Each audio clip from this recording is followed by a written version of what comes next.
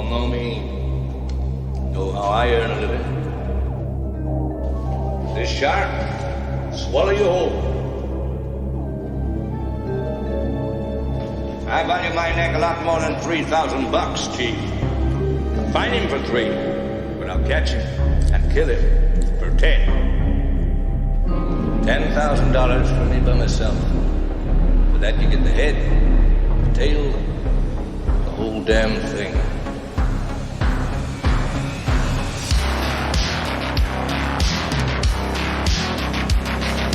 You yell shark, we've got a panic on our hands on the 4th of July.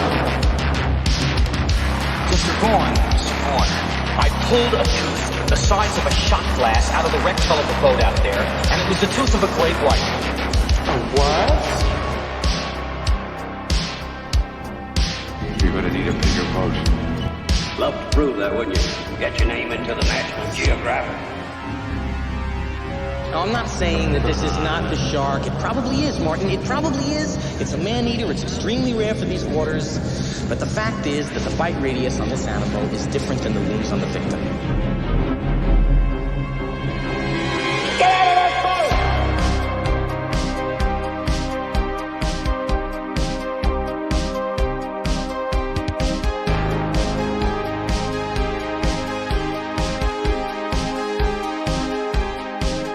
Well, this is not a boat accident. There wasn't any propeller. There wasn't any coral reef. And it wasn't Jack the Ripper.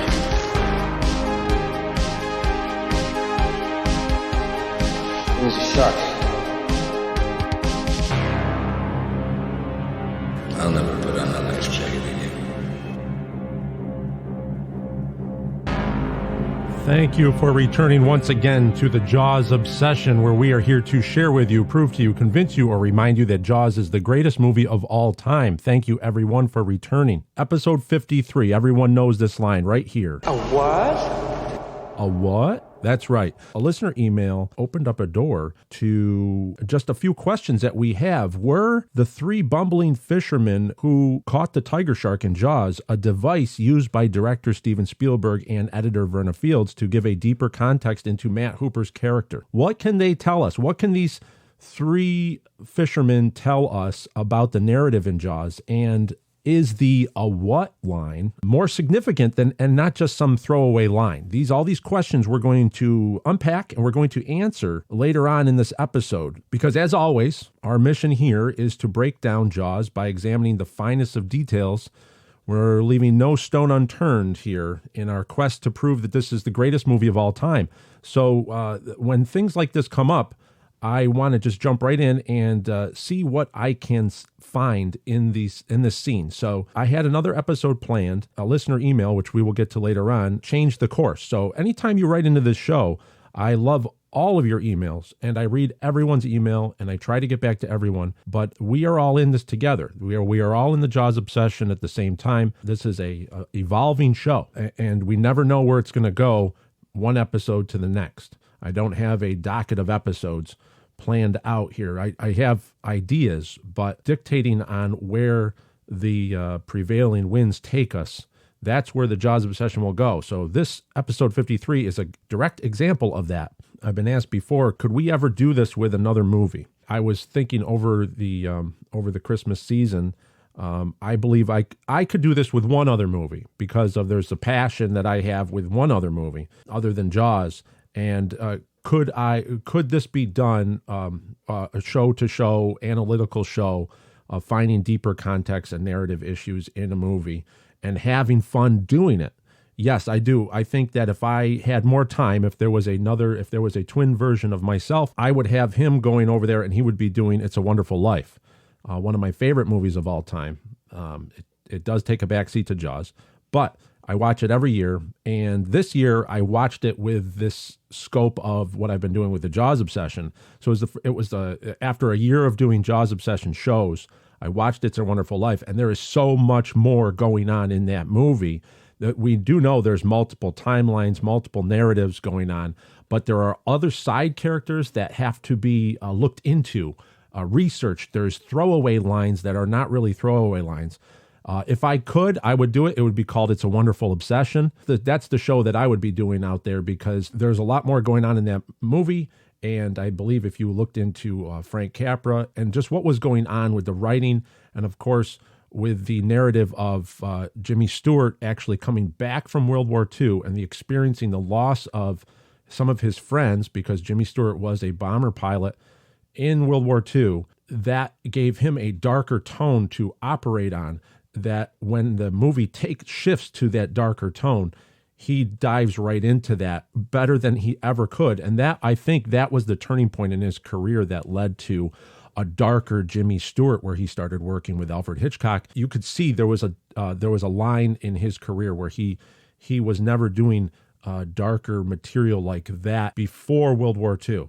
And I think that's fascinating. I know there's books written on it, but see, we're not going to do that. This is just going to start a whole nother episode. And there's too much going on here. So I'm not going to get into that fully, but yes, it's a wonderful obsession. Maybe it will happen when I retire. If everyone's around still with me, and if I'm still around, maybe we can actually get this done after I find more time.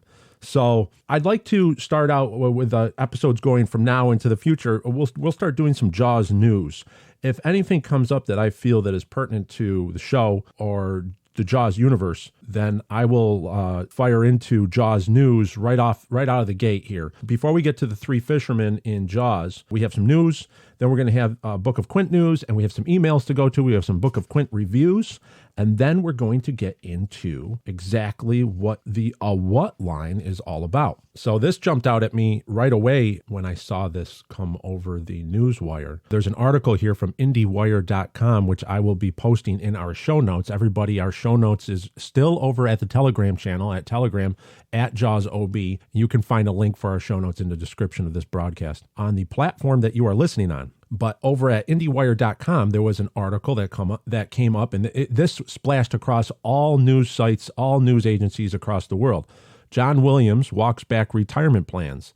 Steven Spielberg is not a man you can say no to. This was an article by Christian Zilko. In a rare public appearance together, Spielberg and Williams reflected on 50 years of collaborations while looking forward to what's next. So John Williams, as we all know, composed the score for Jaws and has worked on many Spielberg films. Steven Spielberg and John Williams made a rare public appearance together on Thursday night in LA to reflect on the half-century of collaborating as director and composer. The outpouring of love from the ecstatic crowd was matched only by the bromance on display from Williams and Spielberg themselves, as they each seized every possible opportunity to heap praise on their friend. So I'm going to skip down. You can read the rest of this article on our show notes, but I'm going to skip down to, as the evening drew to a close, the conversation inevitably turned to Williams' pending retirement from film scoring. The composer broke every movie fan's heart last year when he announced his plans to step back from the film industry after he finished work on the upcoming Indiana Jones and the Dial of Destiny. But on stage Thursday night, Williams revealed that he now plans to keep working with Spielberg for as long as time allows. Quote, "Steven is a lot of things," Williams said. "He's a director, he's a producer, he's a studio head, he's a writer, he's a philanthropist, he's an educator. One thing he isn't is a man you can say no to." When Spielberg mentioned that his father kept working until he was 102 years old, Williams turned to the audience and feigned exasperation. "This is what he expects from me." The only person who might have been happier about Williams' unretirement than the rapturous audience in the room was Spielberg himself. Quote, "We always said we'd retire at the same time, so if he's not, I guess I'm not either," Spielberg said with a laugh. "So now I've got to find out what the hell I'm doing next." That's the end of the article. So Spielberg, I have to find out what I'm doing next. John Williams is now not going to retire. It's almost as if things were meant to be. Isn't this interesting that this comes up now? And that's why I am imploring. This is a project of destiny, the Book of Quint, and the prequel to Jaws for the 50th anniversary. I still have Mr. Spielberg's copy right here. There is a Book of Quint ready to go out to him if his camp reaches out. I have no idea where to send it. Believe me, I would have already sent it if I knew I could, if it was going to find its way to Mr. Steven Spielberg. We only have so many of these books, and we have to make sure they go where they get to where they're supposed to go. I would hope that Mr. Spielberg's camp has their ear to the ground and listening to the reverberating vibrations that are going on in the Jaws obsession and the Jaws universe, that the Book of Quint is a project that is very notable. The fans are speaking out, as we can see on Instagram, over at Instagram at Book of Quint. I can see it in the emails. I can see it in the reviews of early readers. This is a project of destiny, and I don't see these things as coincidences. I don't see these things as happenstance. John Williams coming out of retirement and Spielberg and him reaffirming that they are going to be working together. Wouldn't it be nice to see them revisit the movie that changed both of their careers forever? So what a time to be alive if you're a Jaws fan. What a time that this is all shaping up. Remember that we are on the Peter Benchley timeline. He was done January of 1973. He was done with the manuscript for Jaws. It would go to the publisher. It would not be published for another year. And here we are with a finished novel of the Book of Quint, the prequel to Jaws, in January of 2023. 50 years later, we're actively seeking literary representation so the book can get into worldwide publication. But at the same time, this is the year where the process has to start. If there's going to be any talk of a film version for 2025, it has to be this year. We have to get a jump on these things. So that's why I am pressing. I'm working hard to find a literary agent that would like to represent the Book of Quint. Let's shift gears over to the Book of Quint news. And then there were 40.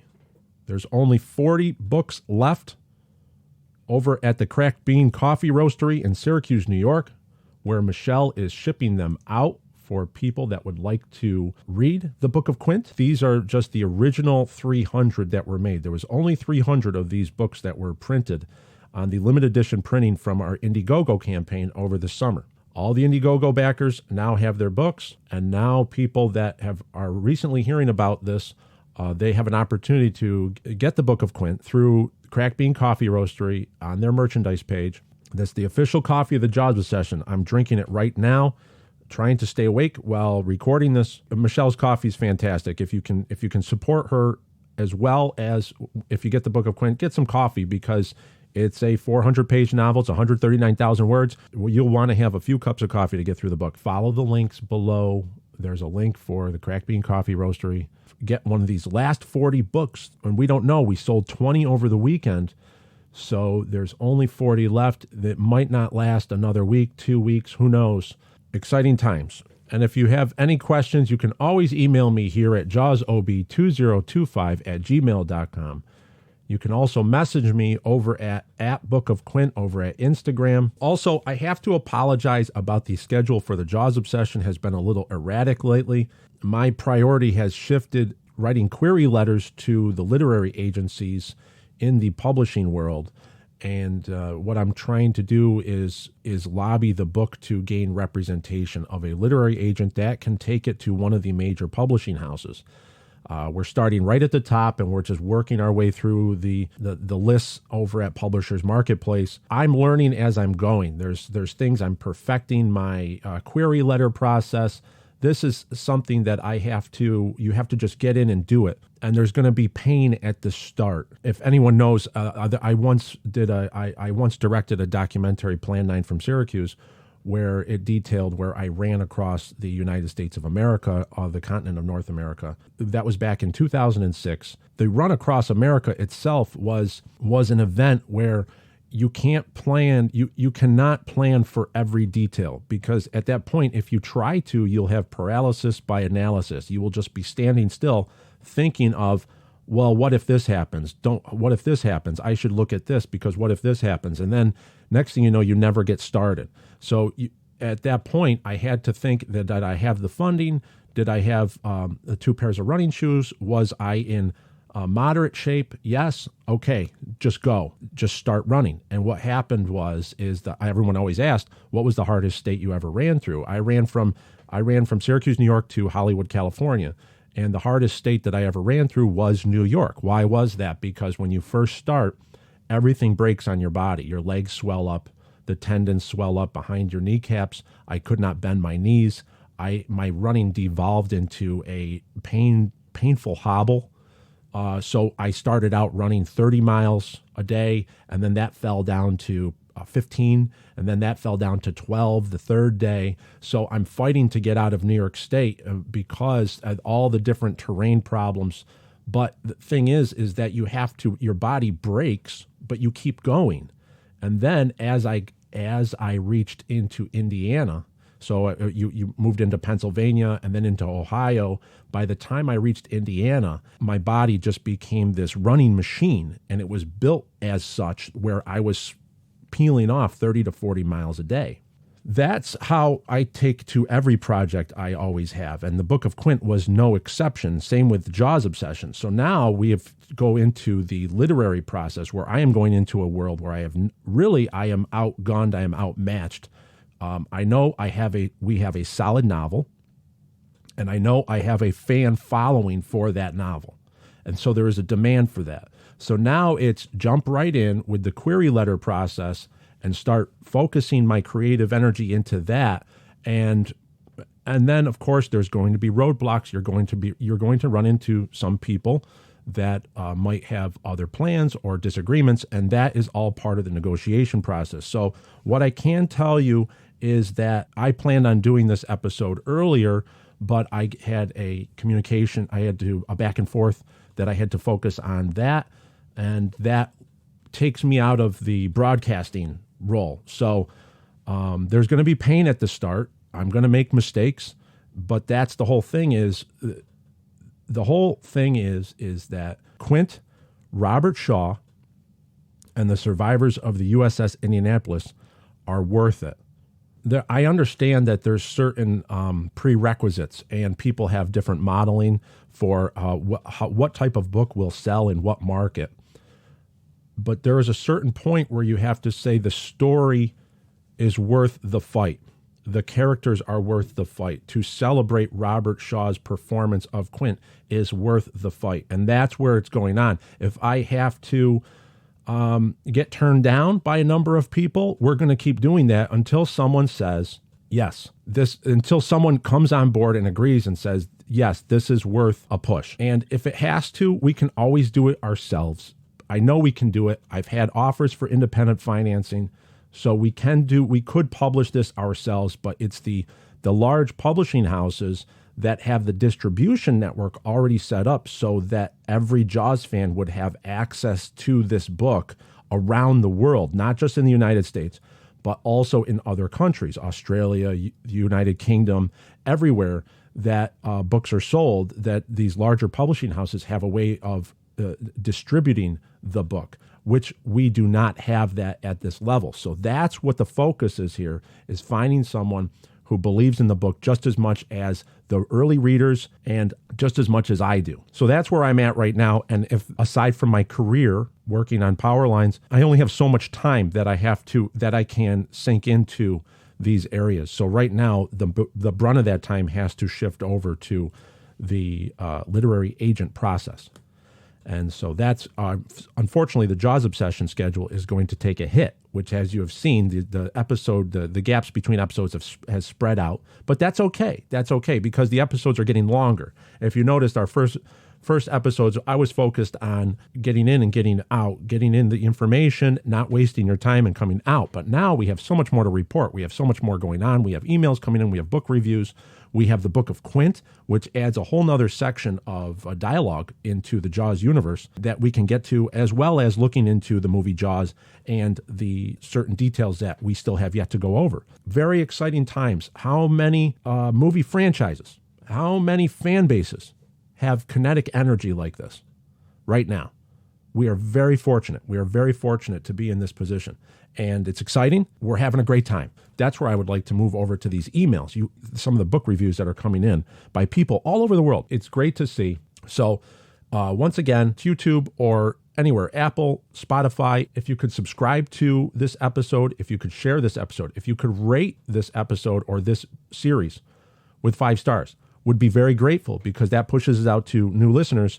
And there are many new Jaws fans coming in that are just realizing that what we are doing here today, even though that's what we have to focus on, is that this is a from the ground up campaign that we've built here. If we want to see this get to the silver screen, it's possible, but we all have to do it together. We all have to create the noise and just make people aware of what we're doing over here. So if you have done that, I'm very grateful for it.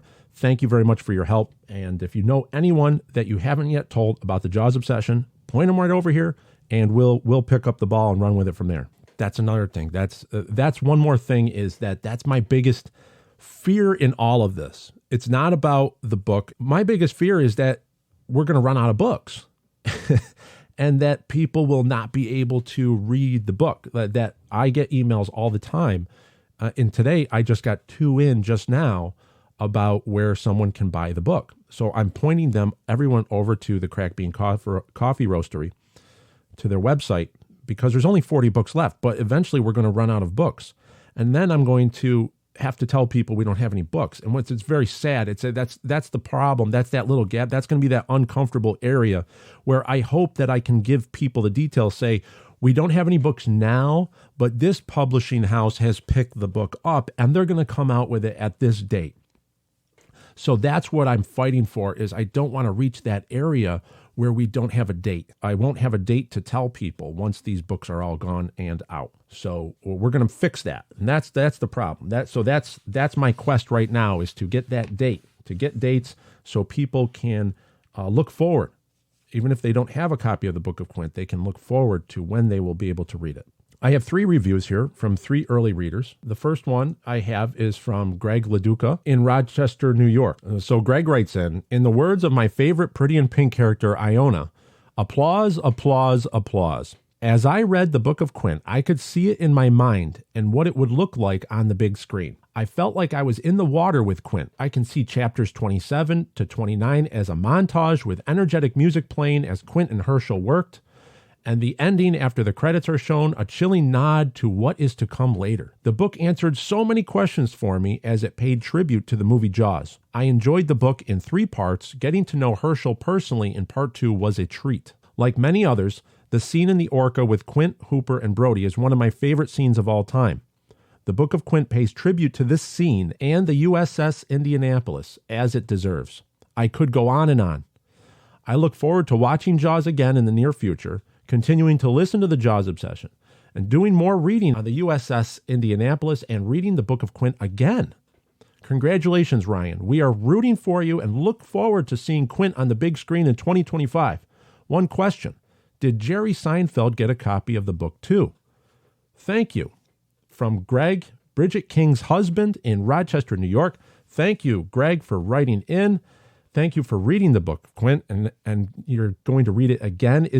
That's wonderful. To answer your question, he asked about Jerry Seinfeld getting a copy of the book too. Jerry Seinfeld, as we know, is the owner of the original Orca letters that were screen used Orca, ORCA lettering that was used in Jaws on the Orca. So we know Jerry Seinfeld's a big Jaws fan. And Greg, because you asked that, I will put a book to the side for Jerry Seinfeld as well. So now we have Spielberg's book here.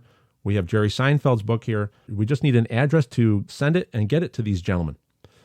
But yes, we will keep one on the side. So Mr. Seinfeld, if you're listening, you can write me at jawsob2025@gmail.com. We'll get you a book, because he's a Jaws fan, and we want all Jaws fans to have access to the Book of Quint. Thank you very much. I like how Greg zeroed in on the Orca scene with Quint, Hooper, and Brody is one of my favorite scenes of all time. That's in the Orca, which would be the Show Me the Way to Go Home scene, the USS Indianapolis speech by Robert Shaw. And yes, the Book of Quint does pay tribute to that in a way that I don't think anyone is going to expect. That table in the Orca is a special table. There's a lot that's happened at that table. And let's just put it this way. There's a reason why when Quint says, he taps his forearm and he says, Mr. Hooper, that's the USS Indianapolis. And after he says that, he looks down and you watch his eyes. He actually goes to the grain pattern on the table. He actually looks at the table in that scene. There's a reason why he does that, and that's explained in the Book of Quint. Just that table means a lot, because if you look at it in the context of Jaws, we could probably do a whole episode on just the table. Maybe after the book comes out and everyone reads the book, because I don't want any spoilers in there. But, just think about that table. That's the table he's holding on to when his arm gives out, and he physically can't hold on to that table anymore, and that's when he drops to his death. So there's a lot going on with that table in the Orca. And right now it's underwater currently after Jaws 2. And are we ever going to see that table again? We might. We just might.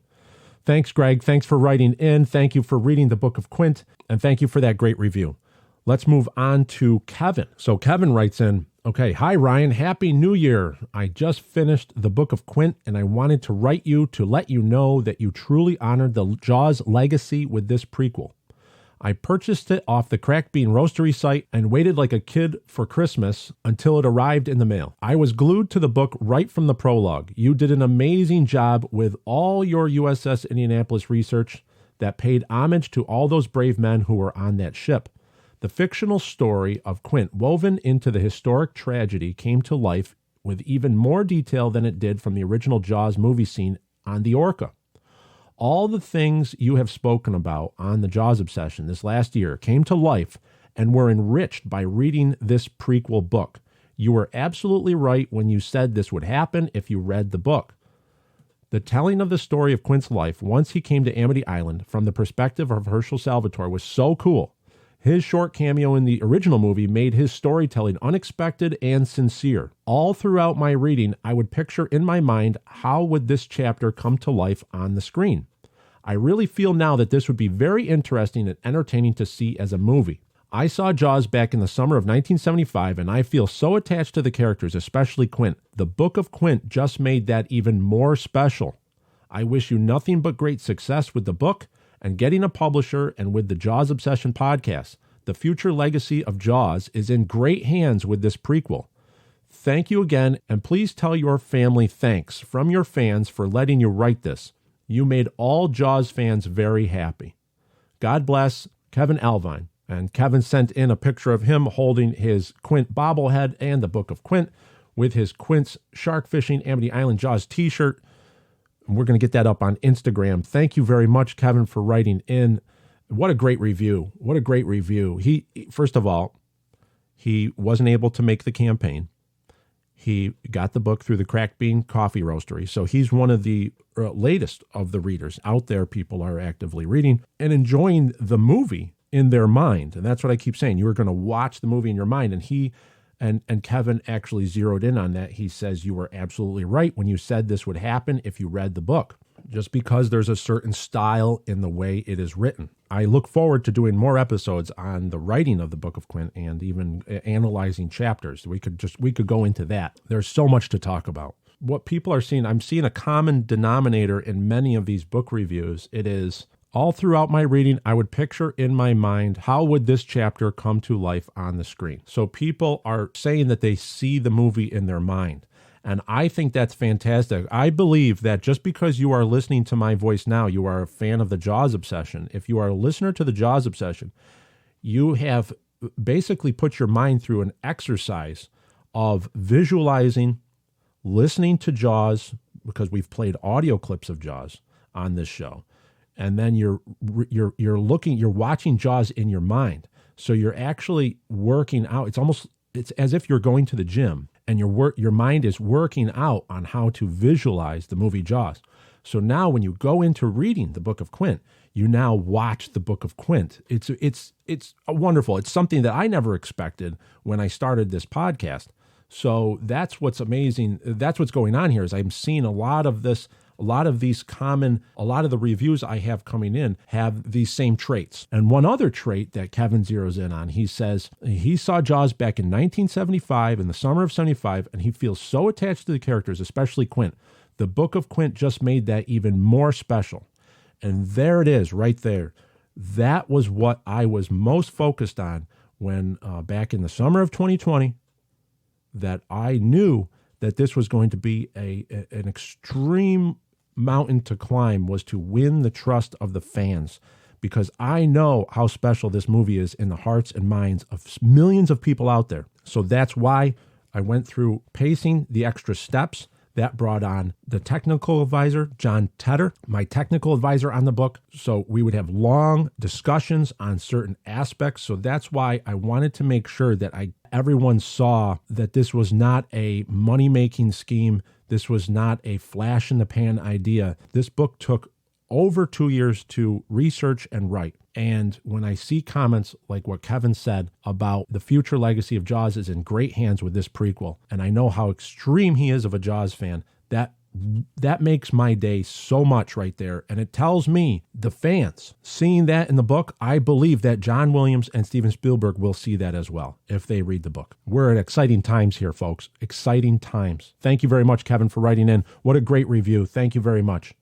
One more review. Let's go to Dale. Now, let me preface here because Dale, at the end of his review, he gives his credentials. Dale is a Welsh linesman from Wales who lives in England. Now, Dale also works on high voltage power lines. He has the same career I do. So we're both linemen. Now, in the United States, we call ourselves linemen. Over in the UK, and I believe Australia, they call themselves linesmen. So there's an S in there. Linesman.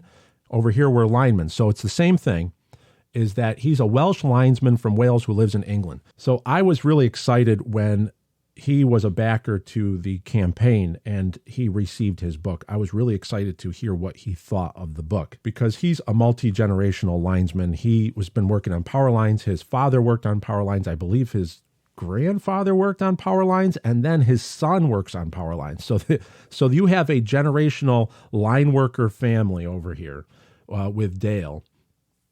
And my father worked on power lines as well. So I'm a second generation lineman. We have Dale writing in. He says, "Good morning, Ryan. Hope you are well. I've just this minute finished the Book of Quint. Sat here in bed, drinking coffee, relaxing, reading your masterpiece of a novel, and I sincerely mean that this book is a masterpiece. The time, effort, and knowledge you've put in this book is truly mind-blowing, especially knowing the job you do and the family time required with young children. This is my review of the Book of Quint. I thoroughly enjoyed the whole book from start to finish. I've smiled and laughed, and it's also brought a tear to my eye, and I've given the book a 10 out of 10 score.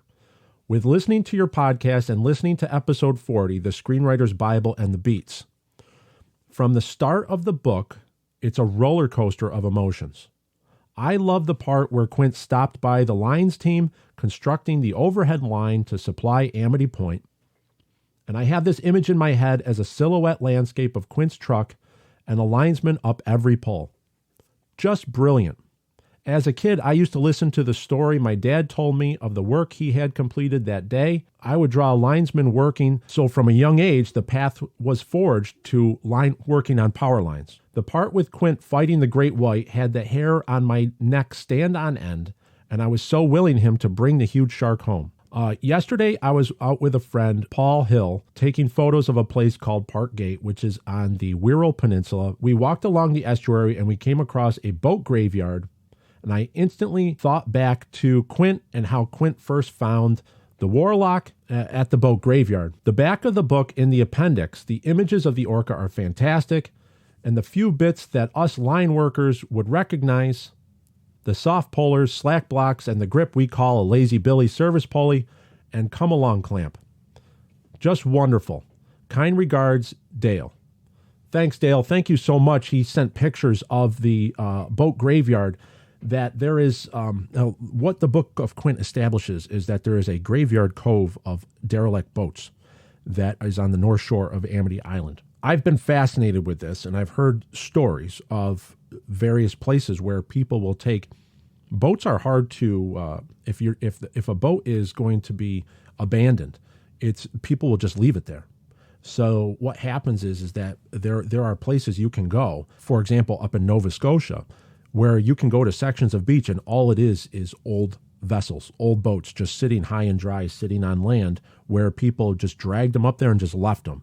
So fishermen that had a business that failed, or the boat is just too expensive to make repairs, or maybe the crew perished somehow and the boat doesn't have a real owner. It's just left there for time to do what it will with these vessels. And that's fascinating to me, that there are boat graveyards of forgotten memories. And I wrote about that in the Book of Quint. And Dale found one, and he included pictures here of a boat graveyard that is close to where he lives in England on the Wirral Peninsula. I'll put up a couple of these on our Instagram over at Book of Quint on our Instagram.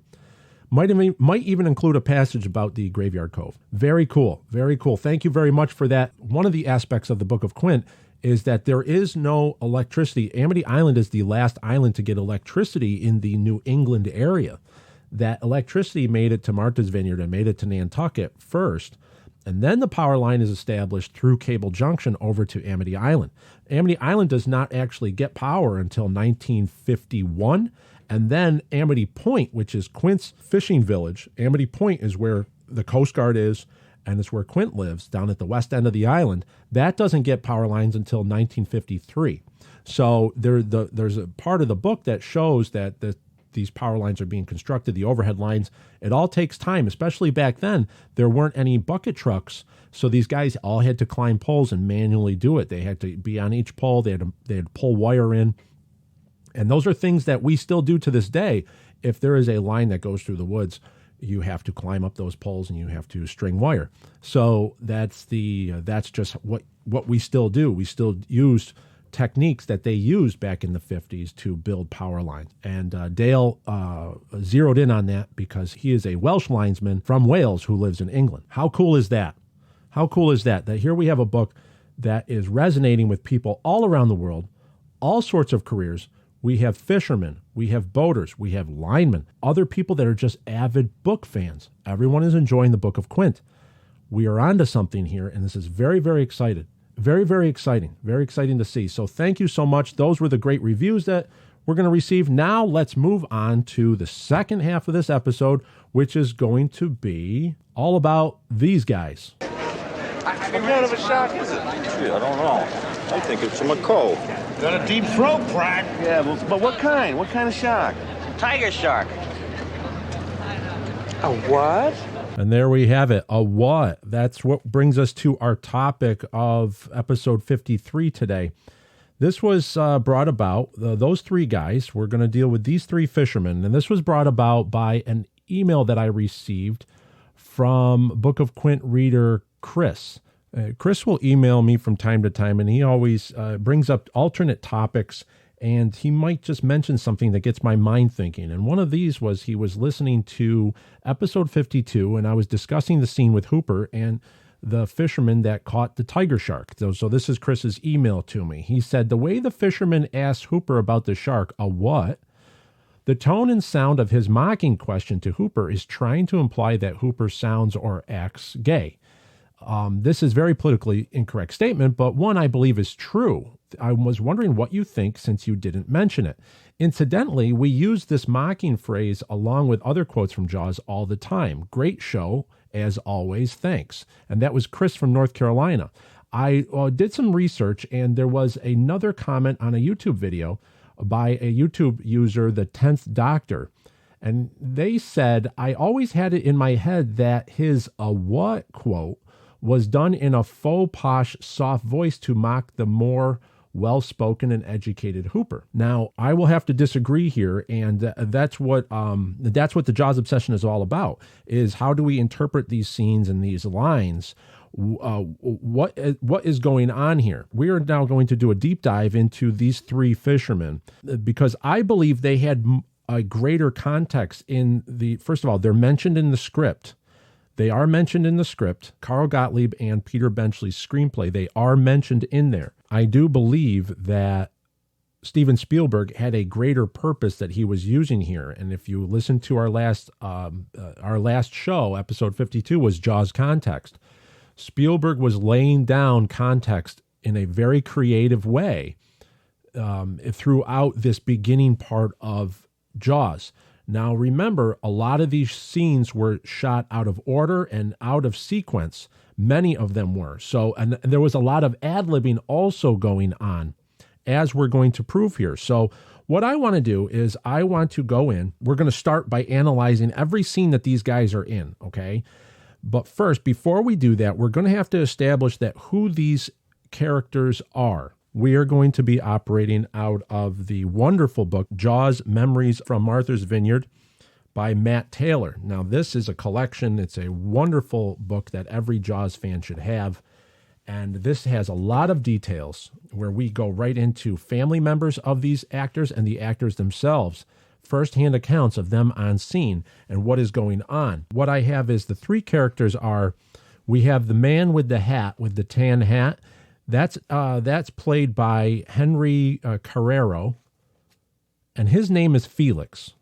Okay, so that character's name is Felix. Then we have Dick Young, who was a SAG actor from Boston, and he's with the camouflage jacket. He's the one that says the what line.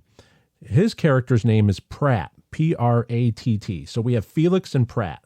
And then we have a third guy that's kind of in the background. He's wearing a dark rain, a blue-colored rain jacket, fisherman's jacket. And as far as I know, we're going to call him Harry, because I have evidence from the screenplay that character's name is Harry, and the actor is Wally Hooper Jr. I may be mistaken on this, but the Internet Movie Database totally has this flopped around. They confuse this Harry with Bad Hat Harry and the actor Alfred Wilde.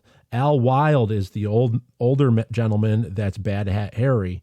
This is a different Harry. He's uncredited, and it's played by actor Wally Hooper Jr., I believe.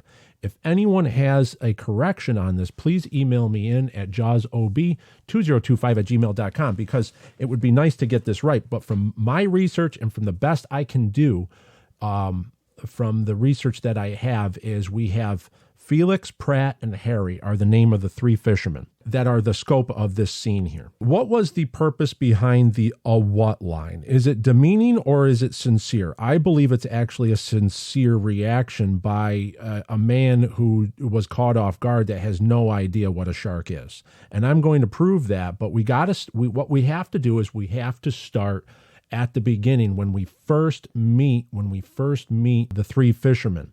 And that we're going to have to go back to. We're going to have to go back to when all the fishermen are coming onto the island. Officer, wait a second. Just. Hey! How many guys are going to put aboard that boat?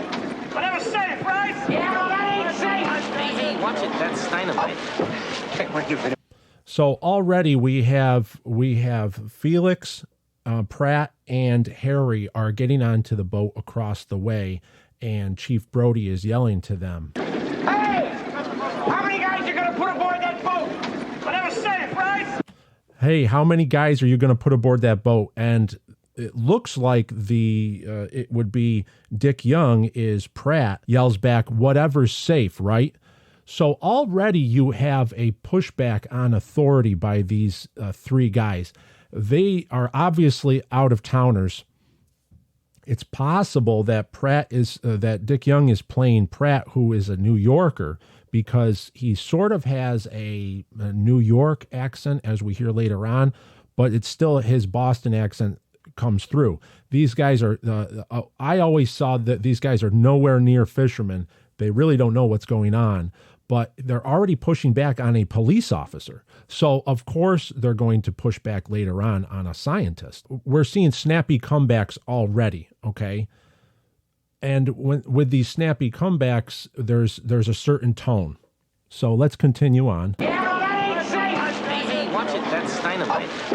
Hey, where you been waiting for me? Where are you going with that? I'm going off the boat. Oh, no. Why? Please. Help me get those guys out of the boat, will you, please? Sure. Come with me.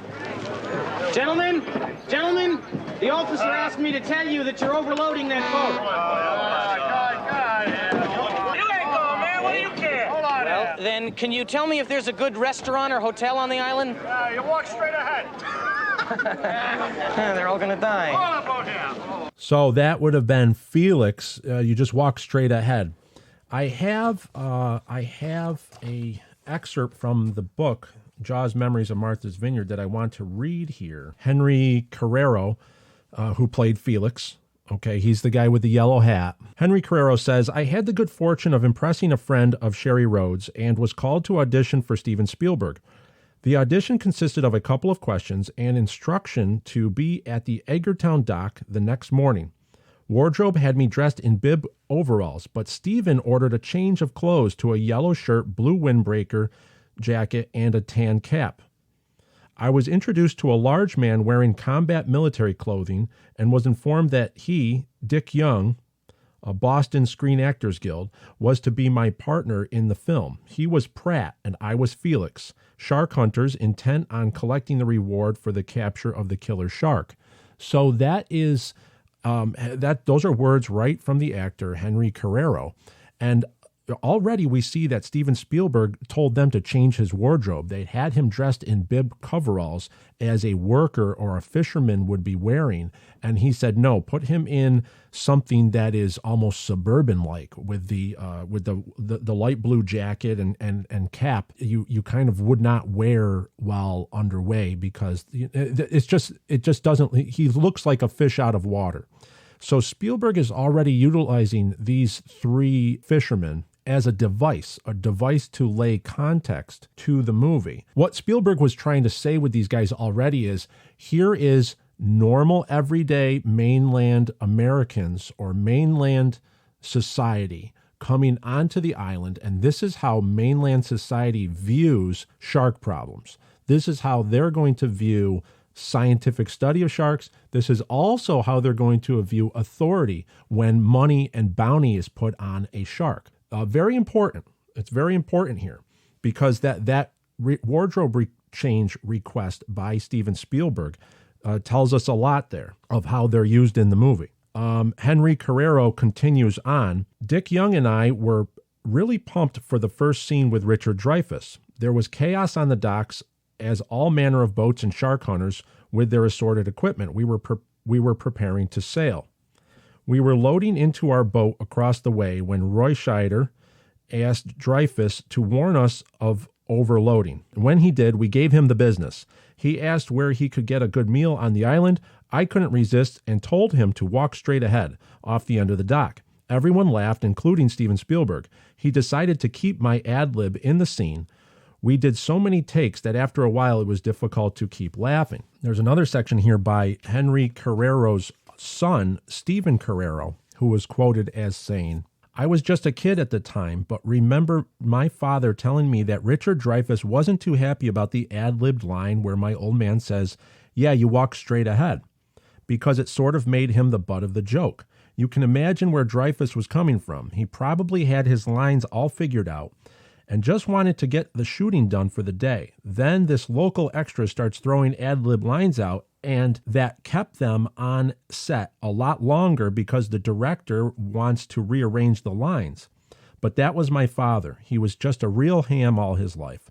People couldn't wait for him to get up and speak at town hall meetings because he was so entertaining to listen to. He wasn't shy at all and wasn't afraid to get up in front of the movie camera and just let the jokes fly. So that's Stephen Carrero talking about his father, Henry Carrero, who was just an extra that Spielberg pulls out, makes him the part of Felix, and he threw that famous line out right now that you walk straight ahead. And that obviously frustrated Richard Dreyfuss because maybe Richard Dreyfuss understandably didn't want Hooper's character to be talked down to. But that's what happens, okay? But we have to realize what's happening is look at the tone of the talking down, right? It's just snappy, witty comebacks. You walk straight ahead. You know, oh, yeah, whatever's safe, right? That's what they tell Chief Brody. So it's, if you know New England ball busters, they're usually always, they have a snappy comeback and it's a witty delivery of what these guys are perfect at doing. So we're going to use this right now. We're going to all remember this information as we move on to the next scene where we're going to see these guys. So the next time we see them is actually underway out on the water. And we have a quick glimpse from their boat here. You want to swamp us, you crazy son of a bitch? What are you doing? What are these guys doing out here? What are you doing back there, man? Tell us what the hell they're doing back there now. They're chilling right now. Jammin, what the hell's that? They're trucking the shark now. Hey, Bob! Tell us what the hell they're doing back there now. They're chilling right now. Jammin, what the hell's that? They're trucking the shark now. Hey, What we have is we have the Jaws Lando Calrissian piloting his boat. I love this guy. This guy, there's something more going around with him. He's smoking a cigarette. He's got the mustache. There's something deeper about him. That's his boat they rented So he is an islander, and he obviously knows about the techniques of shark hunting because he talks about chumming the water. He's using technically correct terms about chumming the water. And these guys, Felix with the hat, saying, what are those guys doing back there? And he says they're chumming the water. And then the other guy, Harry's behind him holding the Narragansett beer can, obviously, that's made famous by Quint later on. They're trying to do the whole fisherman tough guy act, but they have no idea what's going on. And we have the Jaws Lando is telling them what's going on. He says they're chumming the water. And he says, what for? He goes, they're tracking the shark down. Okay, so you see these three guys in the same vessel. So what we have is we have lines that were delivered that Spielberg and editor Verna Fields kept that take in there. There were a lot of outtakes done this day of shooting. There were so many different aspects. There were gunfire, bow and arrow. There was so many different side things that Spielberg was using. He was playing with different ideas to try to show how campy and how almost a comedy of errors this flotilla of fishermen would be, that the craziness that a $3,000 bounty drums up on the island of Amity. But he chose to keep that scene with that dialogue. He chose the Ben Gardner scene for reasons we will later find out, and then he chose the scene with the fishermen, with Felix and Pratt and Harry on their rented boat with the Jaws Lando, which we don't have a name for him yet, but I will find that out. That's there to establish that these guys are right in the mix of it. They still have no idea what's going on. So, but look at their delivery. Very witty, very camp, very almost direct. It's very forceful. Everything's been forceful so far because it's been them interacting with other people on the island. They've already interacted with the chief of police. Now they're interacting with the captain of the boat that they rented. So then we have the autopsy scene, and we're now about 32 minutes and 42 seconds into the movie. It was a shark.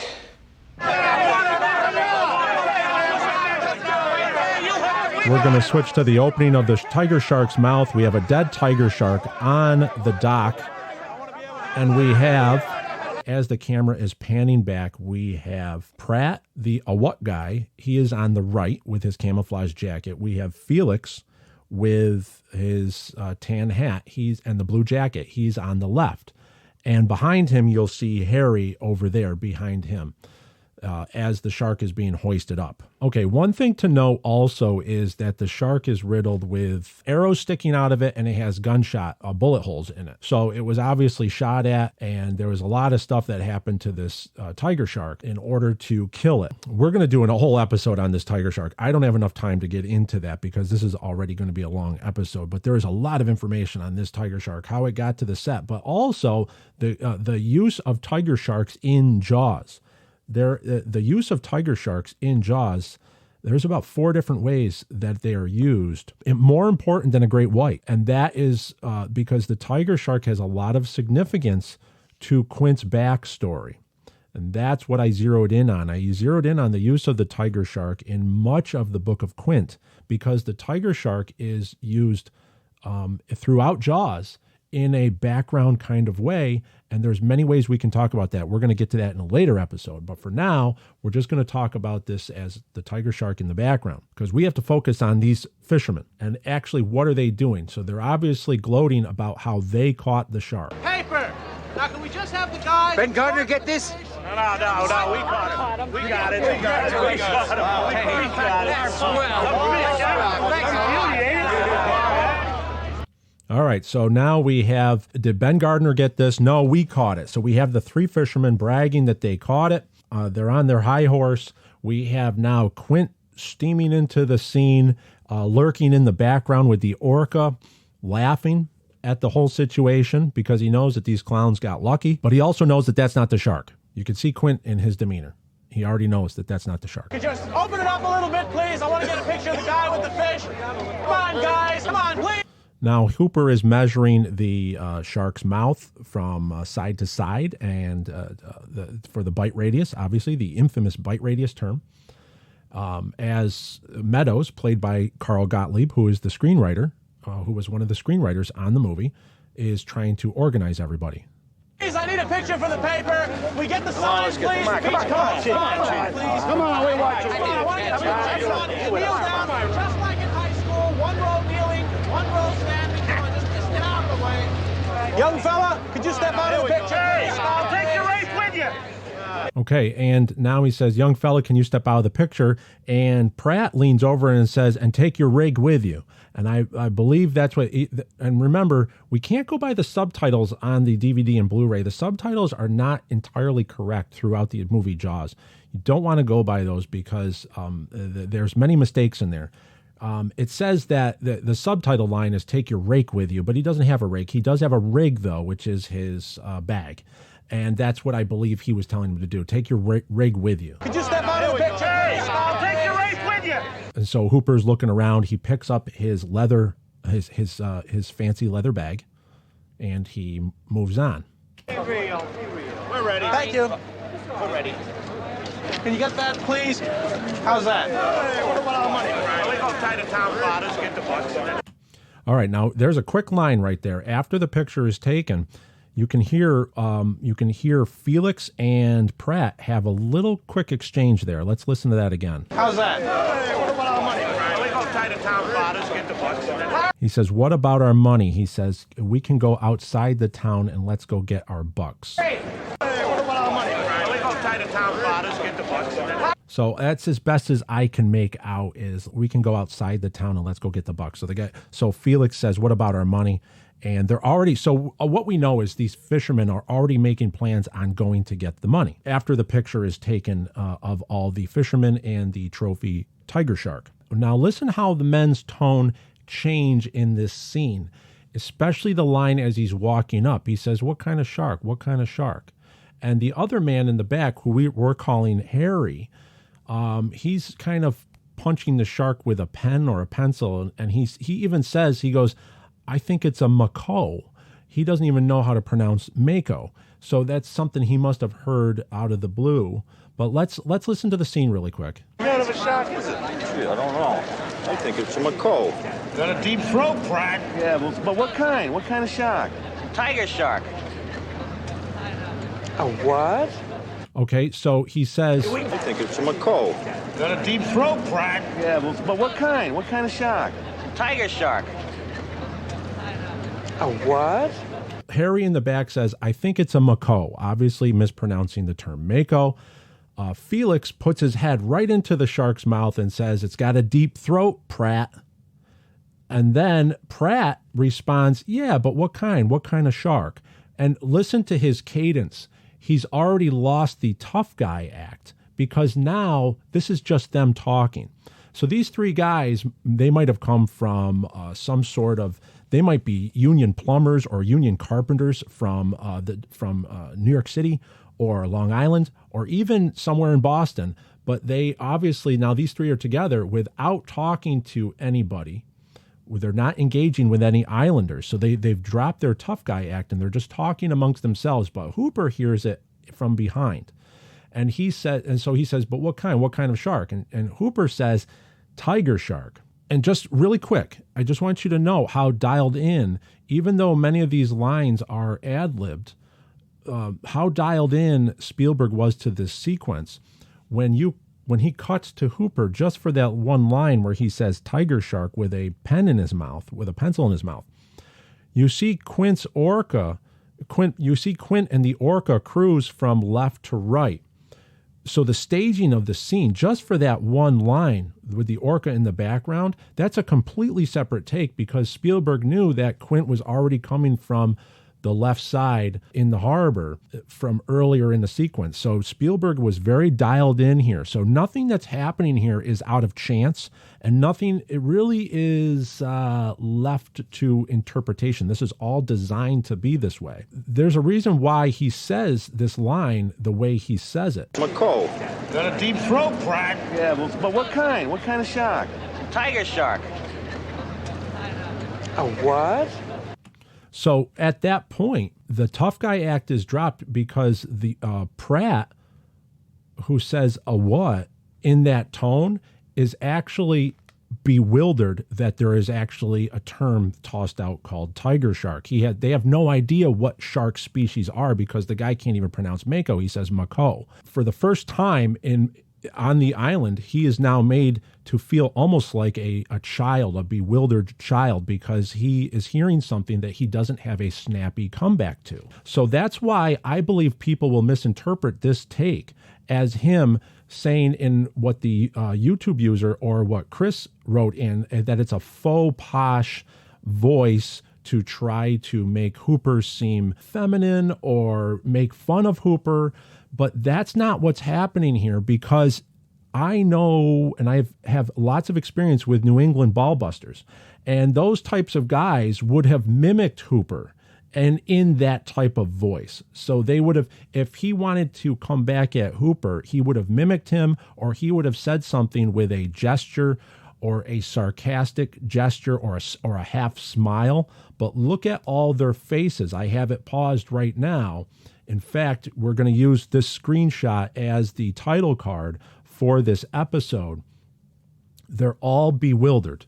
There's no aggressiveness. There's no sarcastic smiles. So this is as honest a take as you can get from these three characters, from Felix, Pratt, and Harry, that these guys are right now, for that slightest of moments, they are bewildered and they are being educated by Matt Hooper. That's sincere. I believe that's sincere. So the what line is like a child at the zoo when the parent points out what is actually in front of them. They go, a what? So it's very childlike. It's very innocent-like. But now that tone is going to change, because there is an exchange between Matt Hooper and these three fishermen that we are not privy to. Let's continue on. We can start breathing again. Then getting plenty of pictures for the papers. You bet he is. What is this bite radius crap? That is a big mouth. Look at All it. I'm I'm trying gonna to stuff tell your you. friggin' head in there, man, and find out if it's a man-eater, all right? Come on. Okay, this is all very interesting. So something happened where Matt Hooper had an exchange with them. He said that he doesn't believe it's the shark, and he said his reasoning is the bite radius. So automatically, Pratt switches gears. There's no more child bewilderment. Why? Because they were already making plans to go get their $3,000 reward.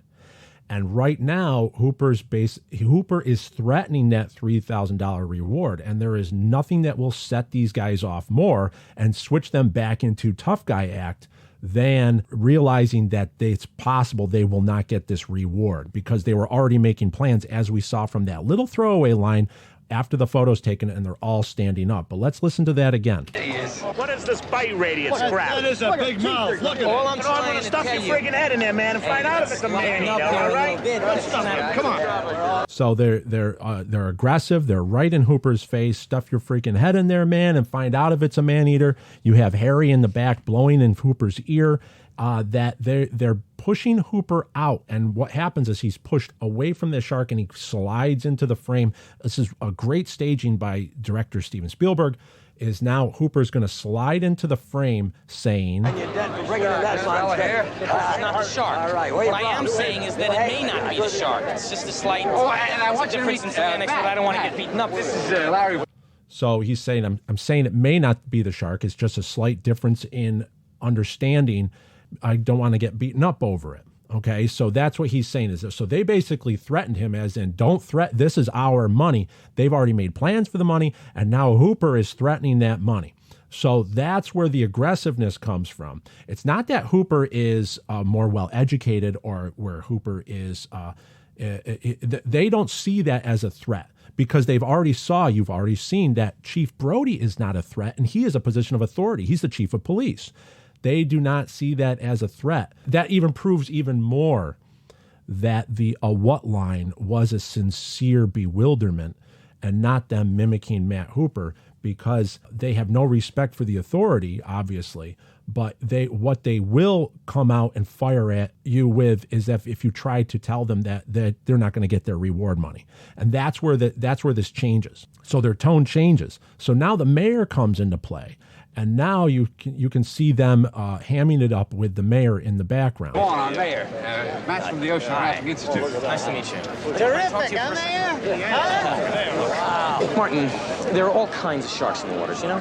Hammerheads, white tips, blues, makos. And the chances that these bozos got the exact shark... there's no other sharks like this in these waters. It's 100 to 1. 100 to 1.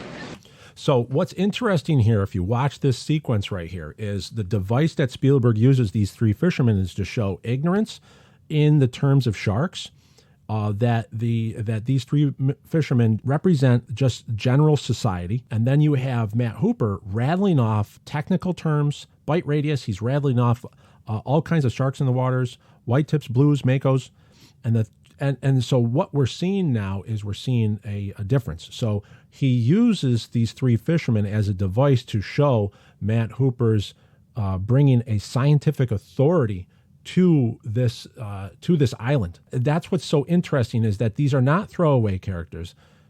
Spielberg actually uses them to lay down context. Because if Matt Hooper just came in and just started rattling off names of sharks, it would seem one layer. It would seem very superficial. It would be a weakened portrayal of how this movie is delivered to us.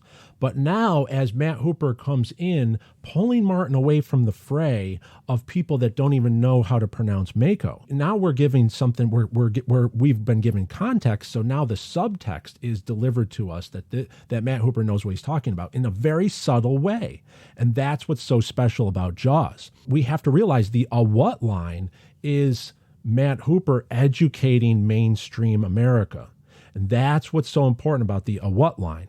It's not demeaning of Matt Hooper. It's literally he broke those guys in one term. He was teaching them that they have no idea what they even caught. So now we are on this. We have him saying it's 100 to 1. It's 100 to 1 about if these chances that these bozos caught the exact same shark. If you watch Felix and Pratt in the background talking to the mayor keeps an eye on Brody and Hooper. The mayor kind of snubs Pratt, who's trying to say something to him, and walks over.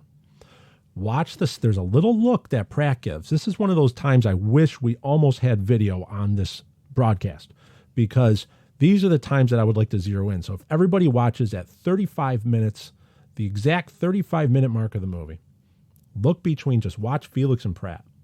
But watch Pratt with the guy with the camouflage jacket, the what guy. Watch. Now, I'm not saying that this is not the shark. It probably is, Martin. It probably is. It's a man-eater. It's extremely rare for these waters. But the fact is that the bite radius on this animal is different than the wounds on the victim. Right there, right before, as he's saying bite radius, Pratt looks over at the mayor. And you can see that he's realizing that, we might not have the right shark. Even though he goes back to palling around, that they know that the bite radius was a valid point. These guys aren't entirely stupid. Hooper convinced them, but they just got very aggressive to try to get him out of there because they want to collect their money as soon as possible. And right now they see that, oh man, he's talking to the chief of police. He's talking to the mayor now. So what are they going to do? They're going to try to get their money as soon as possible. One other thing to note in the background of this sequence, where you have Harry, you have Felix and Pratt. Behind them is the Jaws Lando. That's the guy that they rented the boat from. He's back there, and he plays a much bigger role in the expanded Jaws universe. There's some clues. There are some clues into him and what role he's going to play later on, or more importantly, what role his son is going to play. And I always love that. I love how there's these little side characters in the background that we can do wonders with, and he is one of them. And I am not going to stand here and see that thing cut open and see that little Kittner boy spill out all over the dock. Okay, now we have Mrs. Kittner walking up into the scene, and remember that throwaway line that we had. They were already planning to go out of the town and go get their money. So they were going to go find Mrs. Kittner. Remember, one of the other lines from the council chambers, from the town hall scene, is the mayor says that's private business between you fishermen and Mrs. Kittner. So the mayor wants nothing to do with the town or any official exchange or any official paperwork showing that there was a shark attack or there were sharks bounties on dead sharks, because the mayor has a lot to hide. What we have now is we have Mrs. Kittner coming in, and she's going to confront Chief Brody here. during the sequence, we do not see Felix, Pratt, or Harry in the background. They're off behind us more as Mrs. Kittner interacts or confronts Chief Brody. Before we move on with the Mrs. Kittner part, let's go to, there's a documentary called The Shark is Still Working. It's a Jaws documentary. They actually interviewed Henry Carrero and Dick Young. So let's play that segment from this documentary. I'm Henry Carrero, and I was one of the two guys that claimed we caught this tiger shark that you see was right on this spot. And of course, it turned out to be the wrong shark. Right in this area, we had the shark here, hanging by the tail. I didn't know who Dick, my partner, was, so I met him that morning. And we hit it off very well. Funny, you know, he's a character in his own right. I immediately just clicked with this guy, and we started, you know, cracking each other up and making jokes. So what we're hearing the voice of Henry Carrero, who is the man with the hat. I'm playing Felix, and we have, and Dick Young, the Whaaat guy, is now talking. Henry's a very, very quick fella, but he can ad-libs very well, and we played very well off of one another. Gentlemen, the officer asked me to tell you that you're overloading that boat. Of course, Dreyfus, he said, well, where's a good restaurant around here, whatever his line was. And I turned around and said, well, come straight ahead. Oh, big laugh, right? Yeah. And he left it in. Well, then, can you tell me if there's a good restaurant or hotel on the island? You walk straight ahead. They're all gonna die. Spielberg said, just say what comes into your head. All I'm trying to stuff your freaking head in there, man, and find out if it's a man, all right? Come on. So we had this. So do you see, so we're getting verification from both of the actors that Spielberg was saying, just say what comes to your head. But the important thing is that these guys were kept together and that they did serve an extra function for Spielberg in his vision on how he was setting up the Jaws context to establish the character of Matt Hooper. Let's continue here. This guy did an article in the local paper on Cape Cod, and he talked to Sherry Rhodes, and he says, boy, you have an Abbott and Costello going here. She says, no, I just have two Costellos. Got a deep throat, Pratt. Yeah, but what kind? What kind of shark? It's a tiger shark. A what? There's one guy that pesters the hell out of me every time he sees me. He walks up behind me and says, what? That's probably going to be most famous thing I've ever said in my life. A what? And there we have it. That was Dick Young talking about the "a what" line. So there's no hint of he was saying it to demean Hooper. He was that's why I believe this line was sincere, that these guys that these two characters, Felix and Pratt, didn't even know that there was something called a tiger shark, and Hooper caught them off guard. Let's finish this scene out here. Mrs. Kittner says, I wanted you to know that my boy is dead. I wanted you to know that. And then her father comes and takes her.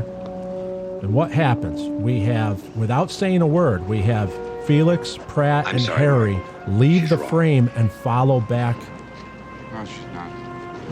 towards Mrs. Kittner. You might miss it, because I was always focused for years. I was always focused on Chief Brody and Mayor Vaughn and Chief Brody's reaction, but also watching Hooper's reaction. But you see the three fishermen exit and walk towards in a very callous way. So they're very uncouth that they are going to go after, they're going to go to Mrs. Kittner, a grieving mom, and ask for their reward. And Spielberg, even director Spielberg, even and editor Verna Fields, even continue to stamp that in as Chief Brody continues to walk away. We get a shot from the back with all the cars parked.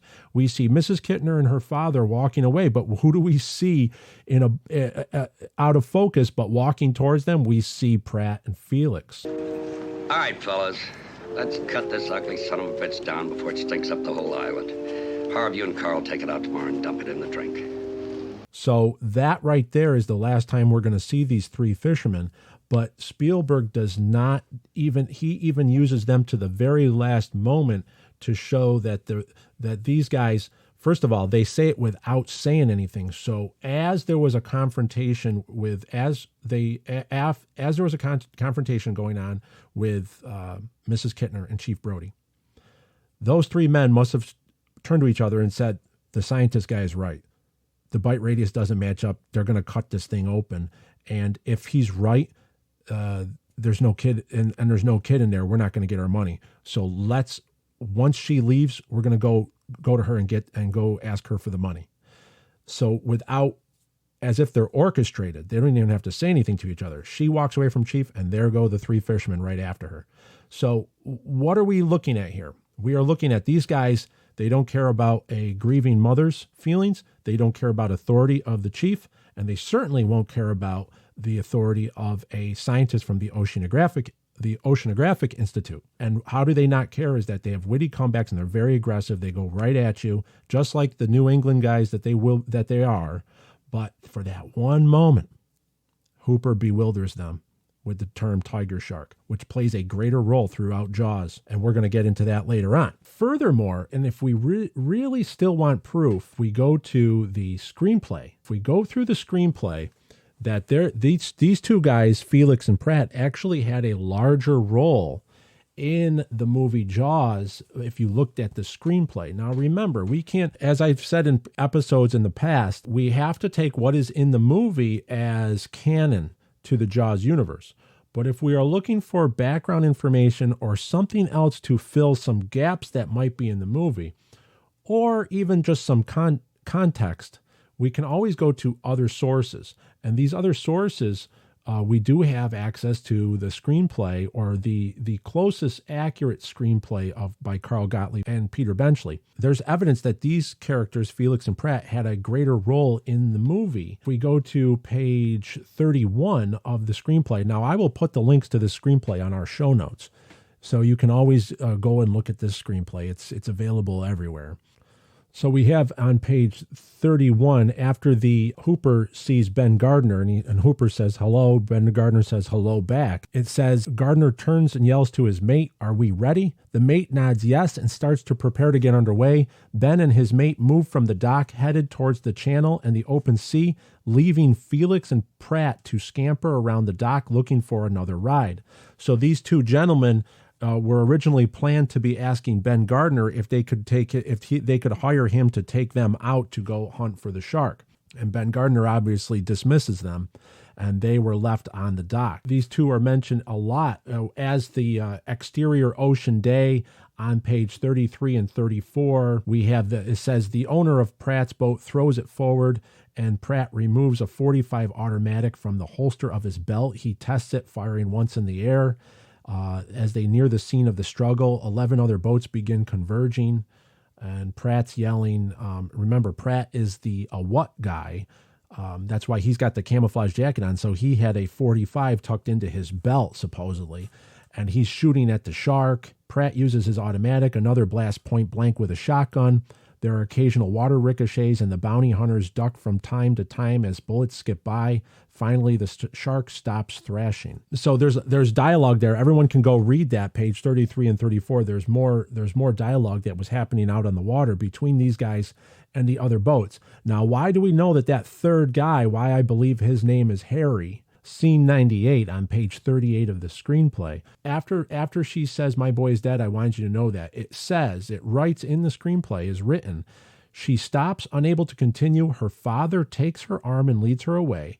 Pratt, Harry, and the others trail off after her.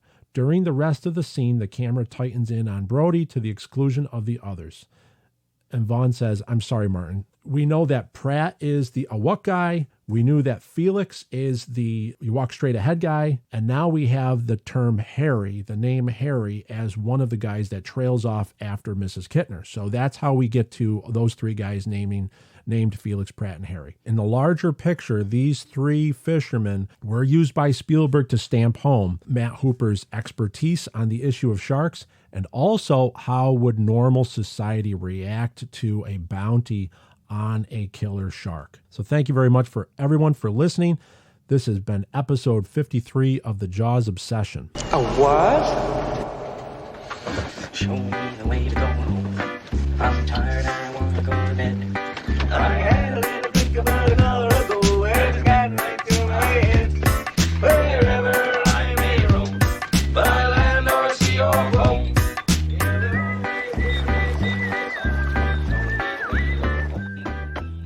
Some final announcements here. We have 40 books left. 40 books of Quint are left over at the Crack Bean Coffee Roastery. You can follow the links in the description on how to order one and get yourself a book of Quint. John Tedder still has discount code JAWSOB for all orders at Quint's Sharkin Shack over at Etsy.com. You can follow the link to that also in the description of this broadcast.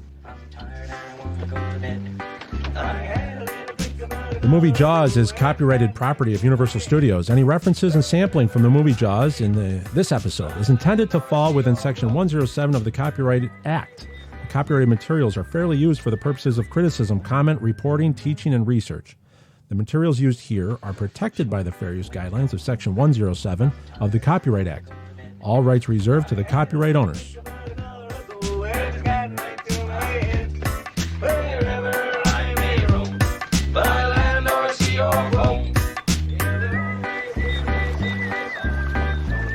Well, this has been a lot of fun, and this goes to show that these episodes are very fluid. If you write me at jawsob2025@gmail.com, if you have any information on this episode or future episodes, I would love to talk to you about it, and maybe we can get ideas for future episodes. So I want to thank you very much. Thank you, Chris in North Carolina, for writing in with that question about the what line.